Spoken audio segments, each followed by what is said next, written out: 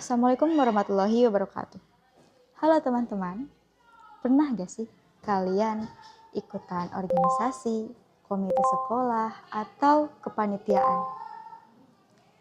Tapi pas jalanin program tersebut malah berantakan. Panitianya hilang-hilangan, atau bahkan ujung-ujungnya cuma jadi wacana. Nah, biar nggak zonk kayak gitu lagi, di video kali ini kita bakal bahas tuntas tentang cara membuat program kerja yang efektif dan pastinya terwujud. Tapi sebelum masuk ke tipsnya, kenalin. Saya Novita Ayulestari dari Program Studi Manajemen Pendidikan Islam, Sekolah Tinggi Agama Islam Idrisyah Tasikmalaya. Oke, kita masuk ke langkah pertama. Mulai dari masalah, bukan keinginan. Kesalahan paling umum dalam rapat kerja adalah langsung nanya. Tahun ini kita bikin acara keren apa ya?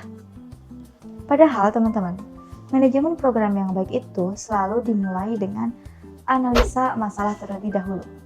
Coba deh teman-teman lihat lingkungan sekitar atau target audiens kita. Apa masalah terbesar mereka yang dihadapi saat ini?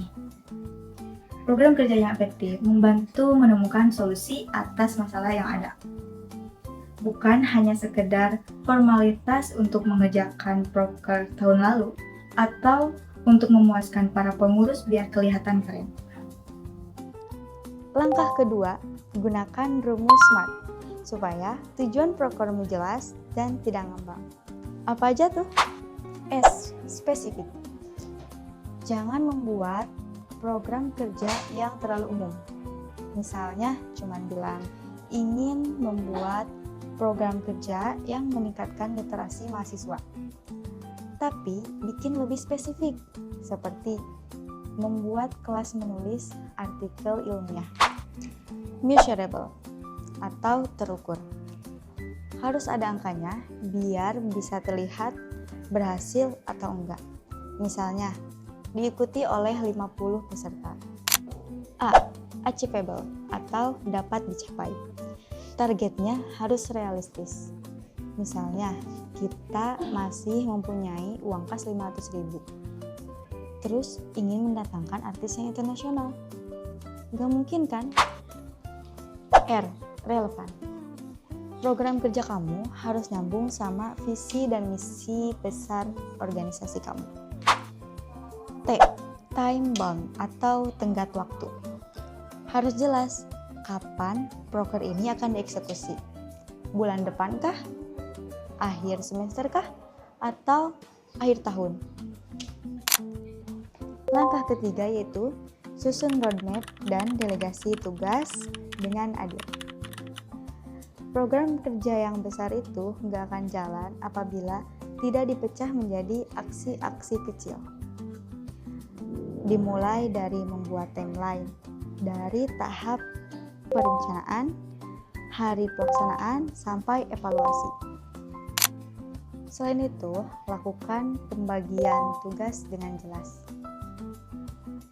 Siapa melakukan apa dan kapan harus selesai. Ingat ya, kerja tim itu kolaborasi, bukan tentang satu orang yang mengerjakan semua kerjaannya sampai tipes.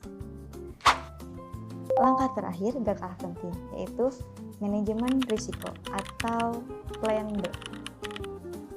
Ya, di dunia nyata ini seringkali apa yang kita rencanakan ini gak sesuai dengan nyatanya, alias gak berjalan mulus, gak 100% mulus. Bisa saja dananya belum turun, atau cuaca tiba-tiba buruk, ataupun pembicaranya berhalangan hadir.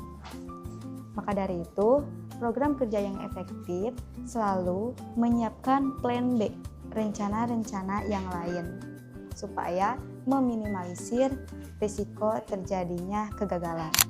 Jadi kesimpulannya, program kerja yang paling efektif itu bukan program kerja yang paling megah ataupun yang paling mahal. Akan tetapi, program kerja yang memberikan dampak nyata dan program kerja yang dapat dieksekusi dari awal sampai akhir alias tuntas. Nah, kalau di organisasi kamu, proker apa nih yang paling seru atau malah yang paling sering jadi wacana? Coba tulis di kolom komentar. Saya Novita Lestari dari Program Studi Manajemen Pendidikan Islam Sekolah Tinggi Agama Islam Idrisyah Tasikmalaya pamit undur diri. Semoga video ini bermanfaat untuk teman-teman sekalian. Sampai jumpa di video selanjutnya. Terima kasih. Wassalamualaikum warahmatullahi wabarakatuh.